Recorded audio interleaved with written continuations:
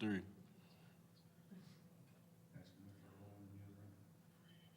we ready? We're ready. All right. All right, we'll get started with the post-game press conference after tonight's victory. And we have with us Xavier Amos. Yes. Will Levy-Twats. Questions for these guys? Yeah, just what led, for both guys, just what led to the win today? Thank you. Oh, what would you say led to the win today? I'll go.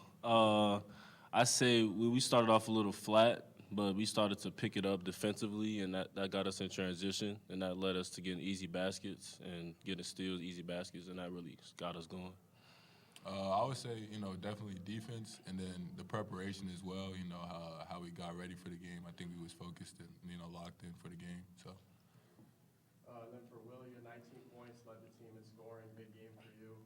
What did you see out there that was working for you? And then I see you got the chain as well. So what's that about? The coaches give us the chains in practice, and in the games they started to do it. I think last game they started to give the chains for the best, the person that did the work the hardest and stuff like that. But today in the game, when I would get open and stuff like that, and I would make my shots, and it was just really my teammates that was giving me the ball, stuff like that. They saw that I had the high hand, so they was really trying to get it to me, and then I was driving to the rim a lot, trying to get fouled, get to the line, stuff like that. Xavier, what have you seen out of this team in the last 2 games that has you optimistic that the team's turned a corner, is going to be competitive, and strong, improved this year? Okay. I really say defensively we picked it up, especially after that the first Marquette game where they kind of got us defensively. So we really picked that up, and we're getting more easy baskets in transition because I feel like we play best when we're playing faster. So I feel like we really picked that up, and in practice we're more locked in and getting ready to play, get ready for the games. Yeah, well, what have you seen out of you guys that as you're taking this level of play over the last 2 games is sustainable for the rest of the year? The coaches, they always talk to us and, get on us about things. So, we're just really trying to soak it up and, get ready for the next game, just move on game by game. And then Xavier, you had the injury last year, obviously, and missed a lot of time. So what is it like to be back this year, healthy, and starting and making a big impact for the first 3 games of the season? It means it's big for me because I missed a whole bunch of time last year, and I want to get that time back. I want to make the most of it. So I just want to have a factor in every game. Help the team win. And then for both of you guys had a really balanced scoring attack tonight. I think it was 5 or 6 guys at least in double figures. How hard does that make it on the other team when you guys have so many options, so many scoring options that can come from different places or different people? I feel like, this team has a lot of different, weapons that we could use. We got a lot of different lineups, a lot of different good players. So, it's really hard to guard a team that has a whole bunch of scores and a whole bunch of people that are we play really passive too. We pass to each other. We look out for each other. So I feel like that's the reason why it's hard to guard. Yeah, I would say really the same thing. We're not really playing selfish, and we're looking for each other. Like one night, somebody might be going. The next night, it's Will. So it's just really any given night, someone can go for double-figure points, and that's a good team. That's a good thing. Will, you guys got the tournament this weekend. You have DePaul Northwestern after that. What do you think you guys are going to be able to show over this little stretch here? I feel like this team really is going to show that we can compete. We really can do a lot, when it comes to playing high major schools and, teams like that, Northwestern and DePaul, and even in the Georgia State tournament. I feel like we're going to show a lot of people that we can really compete.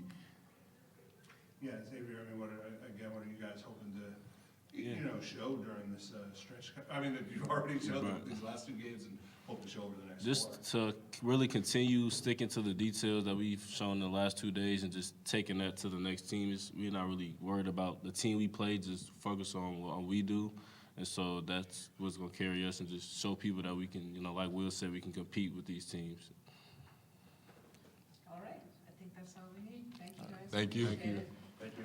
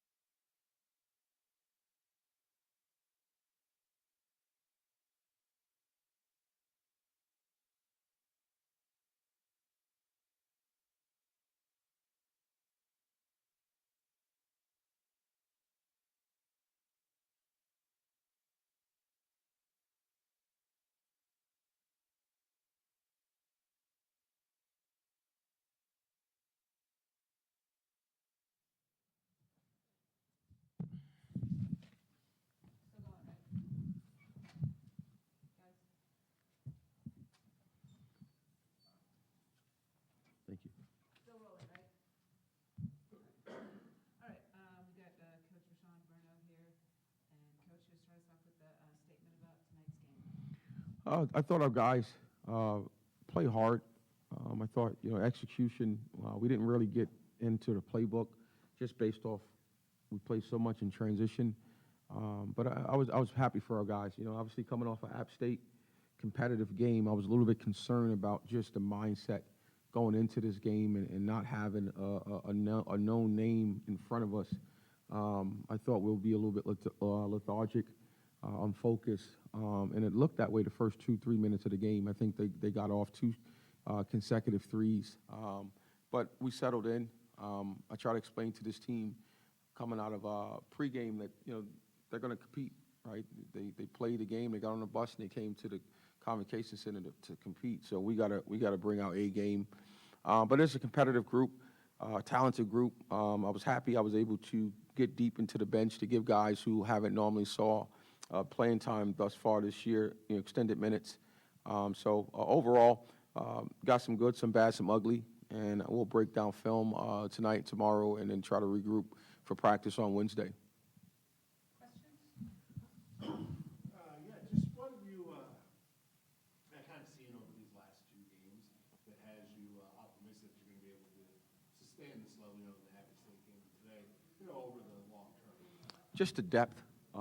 We compete in practice, minus Keyshawn Williams still being out. Coming out of Marquette, if you look, we talked about it upstairs with the staff. If you take the first 9 minutes from Marquette to present day, we've been playing high-level basketball on both sides.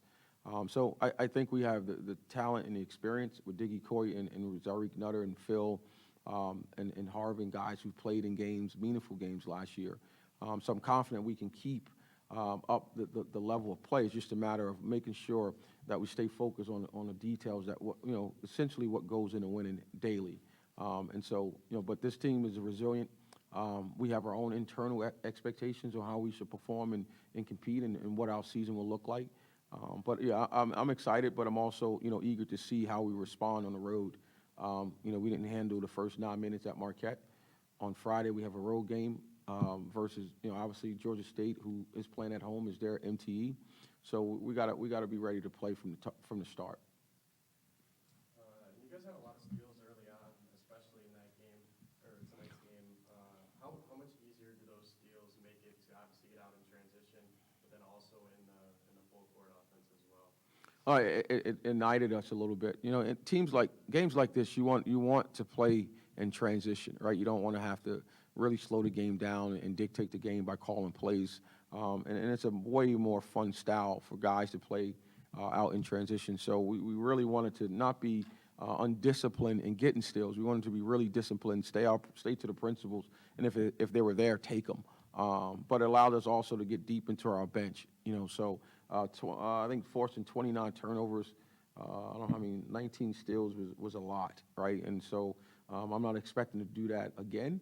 But if we do, obviously it bodes well for us. But we wanted to play in transition and have fun tonight. And then you kind of touched on the depth already, but it's a super balanced scoring attack, 5 guys in double figures, and you mentioned a bunch of guys who don't normally get in, were able to see some time today. What does it say about your team that you have so many guys that can be a threat and put the ball in the basket? Well, it's something that we really wanted to do coming out of last year, where we lost Keyshawn and we were probably 7.5 deep without Keyshawn from January 3rd on. And so we wanted to have enough bodies to sustain anything, whether it's injury, sickness, et cetera, et cetera. So through recruiting, we did that. The best part about having depth is practice. Practice is ultra competitive. And so we try to make practice harder than games. In order to do that, you need bodies.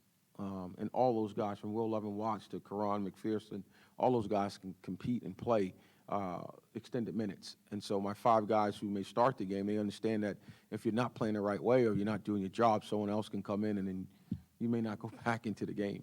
And so that's what depth does, but it allows you to really compete in practice.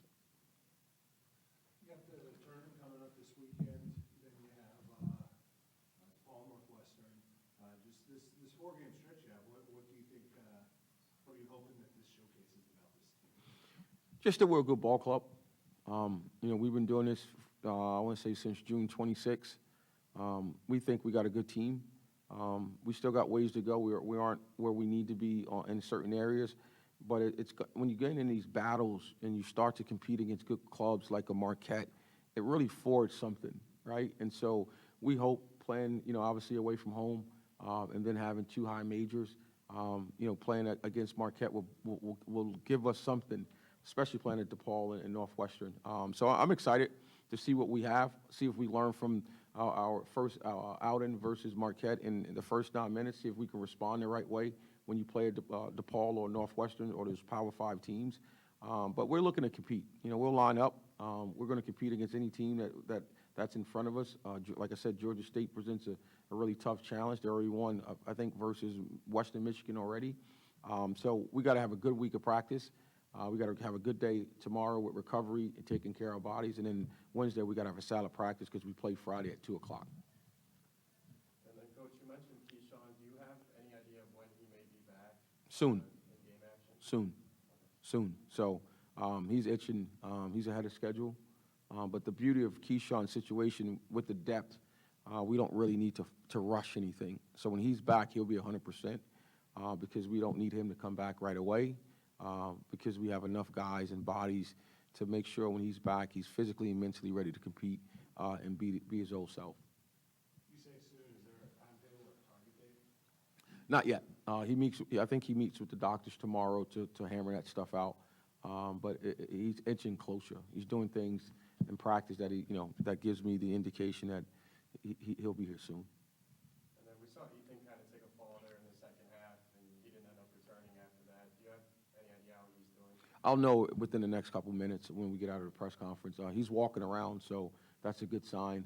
We knew it was no ligament or structural damage. So he'd probably be day-to-day, and that's why tomorrow's off day is important, that he gets in and get his treatment and be ready for practice on Wednesday. Anything else? All right, Coach, thank you very much. Thank you, guys.